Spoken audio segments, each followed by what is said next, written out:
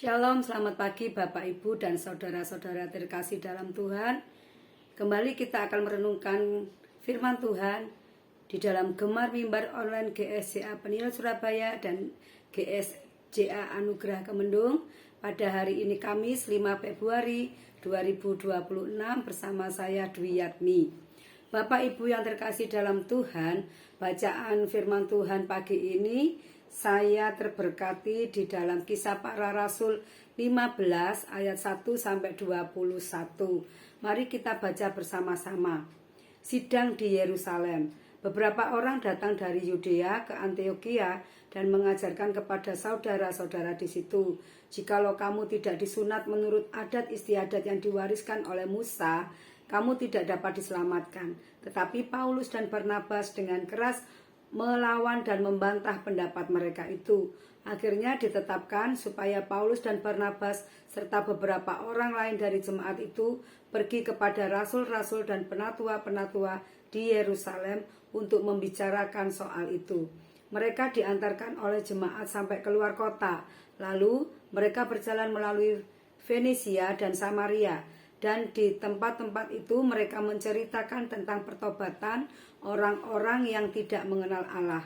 Hal itu sangat menggembirakan hati saudara-saudara di situ. Setibanya di Yerusalem, mereka disambut oleh jemaat dan oleh rasul-rasul dan penatua-penatua. Lalu mereka menceritakan segala sesuatu Allah lakukan dengan perantaraan mereka. Tetapi beberapa orang dari golongan Farisi yang telah menjadi percaya datang dan berkata, orang-orang bukan Yahudi harus disunat dan diwajibkan untuk menuruti hukum Musa. Maka bersidanglah rasul-rasul dan penatua-penatua untuk membicarakan soal itu. Sesudah beberapa waktu lamanya berlangsung pertukaran pikiran mengenai soal itu.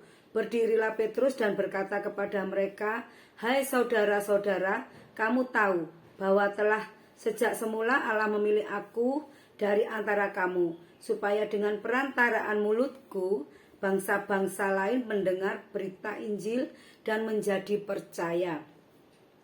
Dan Allah yang mengenal hati manusia telah menyatakan kehendaknya untuk menerima mereka, sebab Ia mengaruniakan Roh Kudus juga kepada mereka, sama seperti kepada kita. Dan Ia sama sekali tidak mengadakan perbedaan antara kita dengan mereka, sesudah Ia menyucikan hati mereka oleh iman. Kalau demikian, mengapa kamu mau mencobai Allah dengan meletakkan pada tengkuk murid-murid itu suatu kuk dan tidak dapat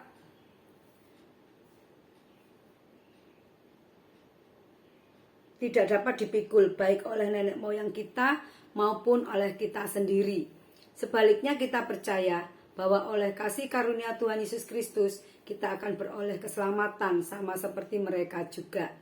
Maka diamlah seluruh umat itu. Lalu mereka mendengarkan Paulus dan Barnabas menceritakan segala tanda dan mujizat yang dilakukan Allah dengan perantaraan mereka di tengah-tengah bangsa-bangsa lain.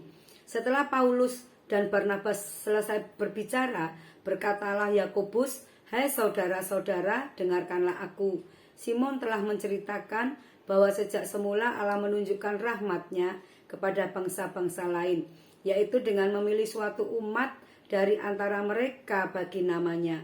Hal itu sesuai dengan ucapan-ucapan para nabi seperti yang tertulis, kemudian aku akan kembali dan membangunkan kembali pondok Daud yang telah roboh, dan reruntuhannya akan kubangun kembali dan akan kuteguhkan, supaya semua orang lain mencari Tuhan, dan segala bangsa yang tidak mengenal Allah yang kusebut milikku. Demikianlah firman Tuhan yang melakukan semuanya itu, yang telah diketahui dari sejak semula. Sebab itu aku berpendapat bahwa kita tidak boleh menimbulkan kesulitan bagi mereka dari bangsa-bangsa lain yang berbalik kepada Allah. Tetapi kita harus menulis surat kepada mereka supaya mereka menjauhkan diri dari makanan yang telah dicemarkan berhala-berhala, dari percabulan, dari daging binatang yang mati dicekik, dan dari darah. Sebab sejak zaman dahulu hukum Musa diberitakan di tiap-tiap kota, dan sampai sekarang hukum itu dibacakan tiap-tiap hari Sabat di rumah-rumah ibadat. Puji nama Tuhan. Bacaan kita pagi ini panjang sekali ya Bapak Ibu, di dalam Kisah Para Rasul 15 ayat 1-21. Saya beri judul Semua Orang Diterima Allah. Dalam kehidupan bergereja, bermasyarakat dan berkeluarga, seringkali kita diperhadapkan pada suatu keadaan yang pro dan kontra. Menerima perubahan untuk hal yang sudah lama dihidupi bukanlah hal yang mudah. Begitu halnya dengan beberapa orang Kristen Yahudi yang mempertahankan sunat sebagai tanda keselamatan. Namun hal ini dilawan dan dibantah oleh Paulus dan Barnabas. Paulus, Barnabas dan Yakobus menyelesaikan pro dan kontra saat itu dengan cara yang tepat. Petrus berdiri memberikan pendapat berdasarkan pengalaman bahwa Allah menerima bangsa lain dengan mengaruniakan Roh Kudus tanpa membedakan. Maka diamlah seluruh umat lalu mendengarkan cerita Paulus dan Barnabas tentang segala tanda mujizat yang dilakukan Allah di tengah-tengah bangsa-bangsa. Mereka mendengarkan ketika ada yang memberikan pendapat. Mereka mencari solusi yang terbaik berlandaskan kehendak Allah. Bapak, Ibu, dan saudara-saudara terkasih dalam Tuhan, penjelasan Petrus dalam sidang menekankan dua hal utama, yaitu yang pertama, Tuhan tidak membeda-bedakan orang Yahudi dan non-Yahudi. Kedua, keselamatan diperoleh dari kasih karunia Allah dalam Yesus. Amin. Bapak Ibu yang terkasih dalam Tuhan, pernyataan Petrus diteguhkan oleh Yakobus dengan alasan tiada seorang pun yang boleh menyulitkan dan menghambat seseorang berbalik kepada Allah. Meski demikian, orang percaya non-Yahudi patut diberikan bimbingan untuk memahami apa yang harus dipatuhi dalam hal perilaku hidup.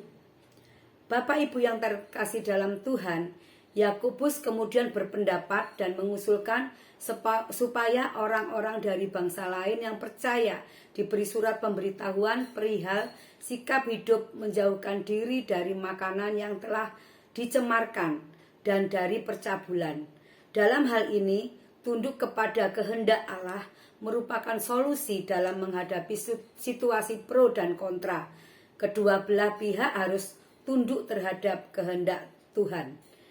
Bapak, Ibu, dan saudara-saudara terkasih dalam Tuhan, dengan menundukkan diri kepada Allah, tidak ada yang merasa jemawa karena pendapatnya diterima, dan tidak ada yang merasa sakit hati karena pendapatnya tidak diterima.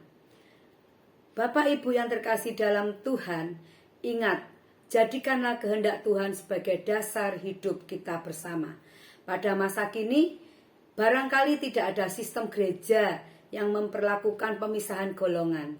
Namun, dalam praktek kehidupan bersama, masih saja ada oknum jemaat yang memberlakukan pemisahan golongan.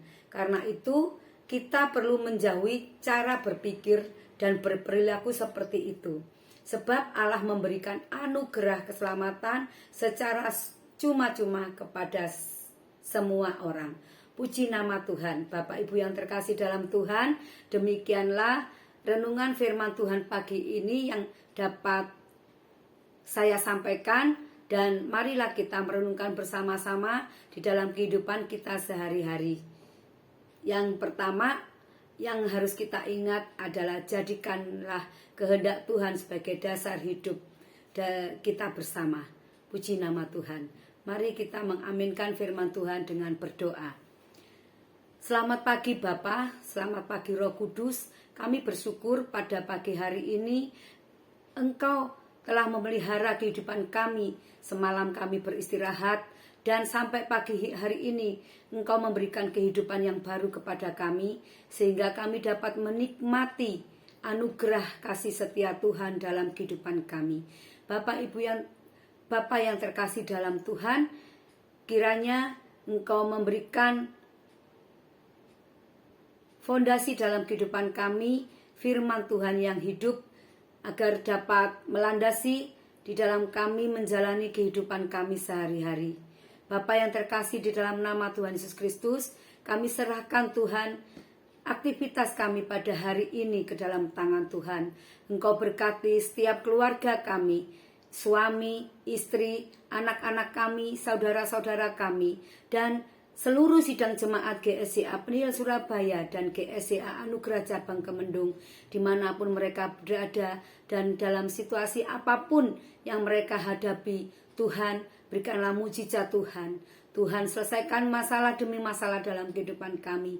Kami bersyukur Tuhan punya Allah seperti Engkau. Kami bersyukur Tuhan, Kau telah memilih kami menjadi anak-anak-Mu. Terima kasih ya Bapa. Berkati setiap apa yang kami lakukan di dalam pekerjaan kami, di dalam aktivitas kami hari ini. Kau berkati kesehatan kami. Engkau berkati segala apa yang akan kami lakukan. Kami yakin dan percaya Tuhan, Engkau menyediakan berkat yang luar biasa pada hari ini. Kami percaya Tuhan, Kau telah memelihara kami. Di dalam nama Yesus kami berdoa dan mengucap syukur. Amin. Selamat pagi, selamat beraktivitas, tetap semangat, terus bergemar. Tuhan Yesus memberkati.